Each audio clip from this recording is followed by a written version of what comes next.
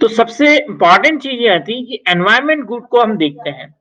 क्या environment goods के लिए मार्केट अवेलेबल है या नहीं है? सबसे इम्पोर्टेंट चीज़ है कि जिस प्रकार से पब्लिक गुड्स हैं, क्या पब्लिक गुड्स और एनवायरनमेंट गुड्स में क्या अंतर है, क्या डिफरेंस है? तो पब्लिक गुड्स में हम क्या देखते हैं कि पब्लिक गुड्स के लिए भी मार्केट अवेलेबल नहीं होता है। कोई एक गाँव का हम एग्ज़ाम्पल लें किसी, जो कि बहुत रिमोट एरिया में है। उस गाँव में क्या कोई व्यक्ति एक प्राइमरी एजुकेशन के लिए डिमांड होगी वहाँ पर? क्या वहाँ पर हेल्थ के लिए डिमांड होगी?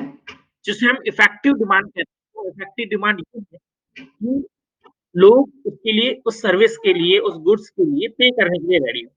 लेकिन जब हम देखते हैं कि अगर हम फार फ्लंग एरिया में जाते हैं, सिटी एरिया से थोड़ा दूर, तो वहाँ पर बहुत ज़्यादा प्राइवेट एक्जिस्टेंस हम नहीं देखते हैं। वहाँ ना प्राइवेट स्कूल्स होगी, ना प्राइवेट हॉस्पिटल्स होंगे। इसका रीज़न ये है कि वहाँ पर इफेक्टिव डिमांड उस गुड्स के लिए नहीं होती है, उन सेवाओं के लिए नहीं होती। तो ये पब्लिक गुड इस प्रकार से थोड़ा-सा डिफरेंट है प्राइवेट गुड्स से। तो गुड्स वो मार्केट हम उस जगह को कहते हैं जहाँ पर वस्तु और सेवाओं का आपस में आदान-प्रदान हो, प्लस जो लोग डिमांड कर रहे हैं उनकी डिमांड इफेक्टिव हो, मतलब कि वो उस चीज़ के लिए, उस गुड्स के लिए या सर्विस के लिए पे करने के लिए रेडी हों। वो कुछ न कुछ पे करना चाहते हों उसके लिए, तो वहाँ पर मार्केट एक्जिस्ट होगा। लेकिन आगे हम पब्लिक गुड्स का जब मॉडल देखते हैं, तो हमें पता लगता है कि कुछ चीज़ें ऐसी हैं जो एसेंशियल हैं सोसाइटी के लिए, लेकिन उन गुड्स के लिए भी मार्केट अवेलेबल नहीं होता। तो वहाँ पर हमने देखा कि किस प्रकार से उसकी उन चीज़ों के लिए मार्केट को अवेलेबल किया जाता है। पब्लिक गुड्स का केस हुआ। अब इसी प्रकार से हम देखते हैं एनवायरनमेंट गुड्स का। क्या एनवायरनमेंट की के लिए मार्केट अवेलेबल है? तो हम देखते हैं कि नहीं, एनवायरनमेंट के लिए भी मार्केट अवेलेबल नहीं होता है। मैं अपने घर के पास चाहता हूँ कि सफाई रहे। मैं चाहता हूँ कि मेरे शहर के अंदर सफाई रहे, गंदगी ना हो, पॉल्यूशन ना हो, एयर बहुत क्लीन हो। मैं ये भी चाहता हूँ कि झीलें, नदियाँ वगैरह हैं वो साफ रहें। लेकिन जब बात ये आती है कि उनके लिए पे करना है, तो हर व्यक्ति पीछे हट जाता है कि मैं उसके लिए पे क्यों करूँ? मैं अकेला ही पे क्यों करूँ? बेनिफिट तो सबको हो रहा है। तो हम ये जब देखते हैं कि कुछ चीज़ों के अंदर जब बेनिफिट बहुत सारे लोगों को हो रहा है, राइवलरी नहीं है, एक्सक्लूडेबिलिटी नहीं है, जैसे कि पब्लिक गुड्स में है। तो उन चीज़ों के लिए मार्केट अवेलेबल नहीं होता है, क्योंकि जो व्यक्ति किसी एक व्यक्ति को हम कहें कि आप पे करिए, तो उसको लगेगा मैं अकेला ही इसके लिए क्यों पे करूँ, दूसरा व्यक्ति पे क्यों नहीं करेगा। या फिर एक्स को इससे ज़्यादा बेनिफिट हो रहा है तो वो ज़्यादा पे करे, और वाई को कम बेनिफिट हो रहा है तो वो कम पे करे।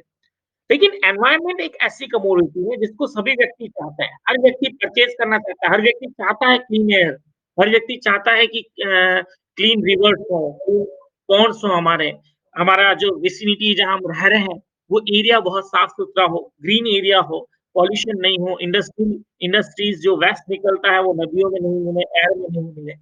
तो हर व्यक्ति एनवायरनमेंट की डिमांड कर रहा है, यहाँ अलग बात है, मार्केट लेकिन फिर भी अवेलेबल नहीं है, क्यों? क्योंकि उस चीज़ के लिए, गुड एनवायरनमेंट के लिए, अच्छी एयर क्वालिटी के लिए कोई पे करने के लिए रेडी नहीं।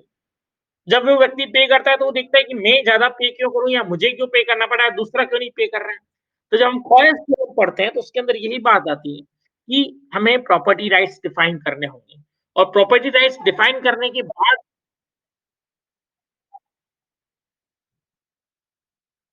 माइक आप सभी म्यूट कर लें।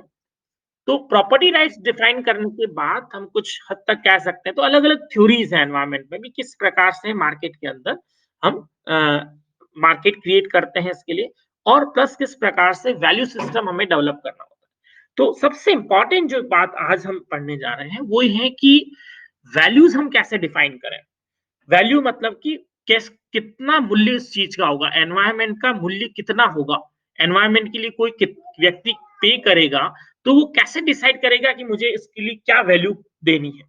मैं आपको कुछ एग्ज़ाम्पल देता हूँ सिंपल से। फॉर एग्ज़ाम्पल आप देखिए कि मैं एक कहीं मकान लेना चाहता हूँ, एक फ्लैट लेना चाहता हूँ उदयपुर में, या सपोज़ दिल्ली में लेना चाहता हूँ, मुंबई में लेना चाहता हूँ।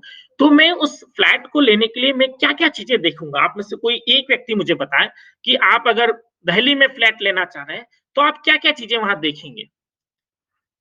क्या आप फ्लैट का केवल एरिया देखेंगे कि मेरे को कितना स्क्वायर फीट एरिया मिल रहा है? यानी आप जो पे करेंगे, आप उस फ्लैट की वैल्यू कैसे लगाएँगे? मूल्य कैसे लगाएँगे?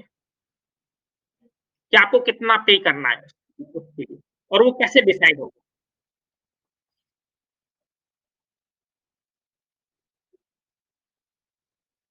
हुँ, हुँ, हुँ। मतलब location is important, location first point हो गया। हाँ, नेक्स्ट आप ये जैसे कि आप कितना वैल्यू उस प्लेट की लगाते हैं, वो डिपेंड करता है, किन-किन चीज़ों पे डिपेंड करेगा, वो मैं पूछ रहा हूँ आपसे। तो एरिया उसका कितना है? अगर सपोज़ बड़ा एरिया होगा तो ज़्यादा आप वैल्यू रखेंगे ना उसकी, ज़्यादा पे करने के लिए रेडी है। विलिंगनेस पे आपकी कितनी होगी फ्लैट के लिए, उसके लिए आप क्या-क्या चीज़ें किन-किन चीज़ों को आप उसमें पैरामीटर्स बनाएँगे, किन-किन को वेरिएबल्स बनाएँगे, वो पूछ रहा हूँ मैं आपसे। हुँ, राइट सही जा रहे हैं आप? बताइए और कुछ चीज़ें हो तो?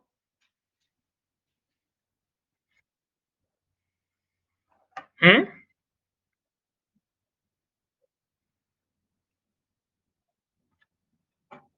ये बार-बार कनेक्ट डिस्कनेक्ट क्यों कर रहा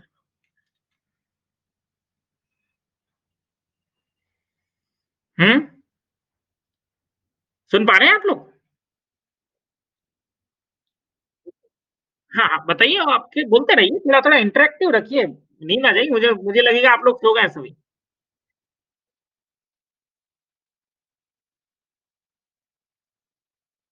हुँ, हुँ।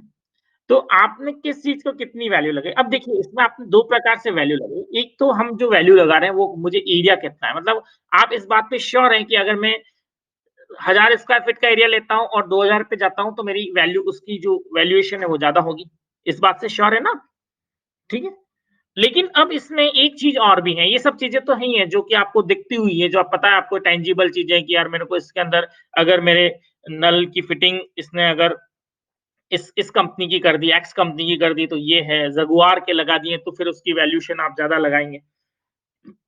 तो हम वैल्यूएशन की बात कर रहे हैं तो उसमें आपको जो चीज़ें पता है कि उसकी तो आपने उस ढंग से वैल्यू लगा दी। लेकिन एक नई चीज़ की और उसमें वैल्यू लगेगी, वो ये है कि आपकी सराउंडिंग्स क्या है? सपोज़ आप जहाँ फ्लैट ले रहे हैं, उसके सामने डंपिंग यार्ड है, फॉर एग्ज़ाम्पल या आप जहाँ फ्लैट ले रहे हैं उसके अंदर चिमनी का धुआँ सीधा आ रहा है, तो आप उसकी वैल्यू क्या कर देंगे? डाउन कर देंगे, है ना? अगर आपने कोई फ्लैट लिया है फॉर एग्जांपल और अब उसके सामने कोई फैक्ट्री लग गई और उससे धुआँ आने लग गया, तो अब आपका सपोज़ पहले आपने 40 लाख में फ्लैट लिया था, क्या आप उसको 40 लाख में बेच पाएँगे?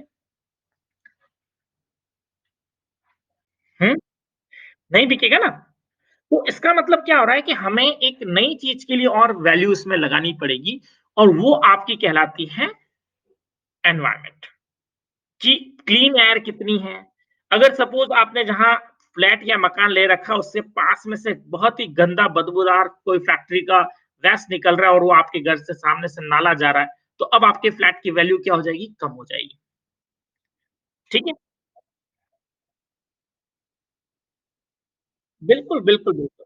हुँ, बिल्कुल, हाँ, नहीं कहीं भी लें आप उदयपुर में भी लें तो यही स्थिति है। अभी मैं जहाँ रहता हूँ, उसके 10-15 मकान छोड़ के एक व्यक्ति के से एक्चुअली जो निगम ने नाला निकाला है, वो उसके घर के बाहर से जाने लग गया है और अब उसके घर पे इतनी स्मेल आ रही है तो उसने तो कोर्ट में केस कर दिया और वो अपना घर खाली करके चला गया है और अब उसका मकान दिख भी नहीं रहा है पिछले 1 साल से। तो ये स्थितियाँ हैं कि मतलब अब हम क्या हो गए हैं कि हम कंसर्न हो गए हैं। हम एनवायरनमेंट को लेकर कंसर्न हैं। हमारी कंसर्न है किसी चीज़ को लेकर। कंसर्न होने का मतलब ये दिखता है कि हम उस चीज़ के लिए वैल्यू लगा रहे हैं, हम उसका मूल्य को जोड़ रहे हैं। अभी तक जिन चीज़ों को हम इग्नोर करते थे, वो इसलिए करते थे कि हमारे पास क्लीन एयर अवेलेबल थी। अब क्लीन एयर क्या हो गई है? कम हो गई है। हमारे पास क्लीन वाटर अवेलेबल था, बल्क में अवेलेबल था। तो हम इकोनॉमिक्स में क्या पढ़ते हैं कि जो स्केर्स रिसोर्सेज़ हैं, हमेशा रिसोर्सेज कैसे होने चाहिए? आप जिन चीज़ों की डिमांड मार्केट किन के लिए अवेलेबल होगा? जिन जो जहाँ पर रिसोर्सेज क्या है स्कार्स होते हैं। तो अब आपका ये जो क्लीन एयर थी, जो अभी तक आपके पास अबंडेंट थी, बहुत बड़ी संख्या में थी, वो स्केर हो गया, कमी हो गई उसकी। इसी प्रकार से क्लीन वाटर हमारे पास था, आराम से मिल जाता था, तो वो स्केर हो गया, इसलिए उसके लिए मार्केट क्रिएट हो गया। अब वाटर बॉटल बंद क्यों आने लग गया? क्यों? क्योंकि उसके लिए मार्केट इसलिए डेवलप हो गया क्योंकि अब वो एक स्केर रिसोर्स बन गया। तो इसमें हम ये देख रहे हैं कि ये चीजें हैं जिसके कारण से हमें उसको वैल्यू देनी पड़ेगी। अब हम पूरा ये वैल्यू सिस्टम देखते हैं कि हमारा वैल्यू सिस्टम कैसे होता है, हम यहाँ तक कैसे कैसे देंगे। तो यहाँ हम ये देख रहे हैं कि यहाँ 2 तरीके मैं आपको जो बता रहा हूँ कि एक तो अगर मैं कोई सर्वे करूँ मेरे सिटी एरिया का, या फिर मैं आप ये समझ लें कि लेबोरेटरी के अंदर हम कुछ स्टूडेंट्स को लेकर कोई टेस्ट करें, तो वो अपने सर्वे में बता सकते हैं कि वो इन-इन चीज़ों को प्रायोरिटी देंगे, इन-इन चीज़ों को वैल्यूज़ देंगे, यानी एनवायरनमेंट को वो कितनी वैल्यू दे रहे हैं। तो मैं सपोज़ कि अगर मुझे किसी सिटी के अंदर आराम से क्लीन एरिया ही है सब जगह, इंडस्ट्रियल एरिया डेवलप नहीं हुआ है, तो वहाँ पर क्लीन की डिमांड इतनी ज़्यादा नहीं होगी, है ना? लेकिन जहाँ पर बहुत ज़्यादा पॉल्यूशन है, वहाँ पर क्लीन एरिया की डिमांड, या फिर वहाँ पर आप देखेंगे कि जो प्लॉट्स या फिर फ्लैट्स होंगे, उनकी रेट्स कंपैरेटिवली दूसरी जगह की तुलना में क्या होगी? ज़्यादा होगी। तो क्यों जब आप दिल्ली में लेंगे तो आप इस चीज़ को गौर करेंगे कि मुझे ऐसा एरिया चाहिए जहाँ पे आस-पास में क्लीन एयर मुझे मिल सके। तो ये सारी चीज़ें हैं जिसके कारण से हम इसको वैल्यू देते हैं। अब हम देखते हैं कि वैल्यू सिस्टम हमारा क्या है? कि किस प्रकार से एनवायरनमेंट के अंदर वैल्यू हम देते हैं चीज़ों को। ये मैंने आपको सिंपली बताया कि मार्केट इसके लिए नहीं है जिस प्रकार से पब्लिक गुड में होता है। ट्रेड ऑफ इसके लिए क्या था? Using available ordinary goods for goods and services, और एनवायरनमेंट गुड्स और प्रोटेक्शंस के लिए बीच में क्या होता है? ट्रेड ऑफ होना ज़रूरी। बेसिक जो डिफरेंस है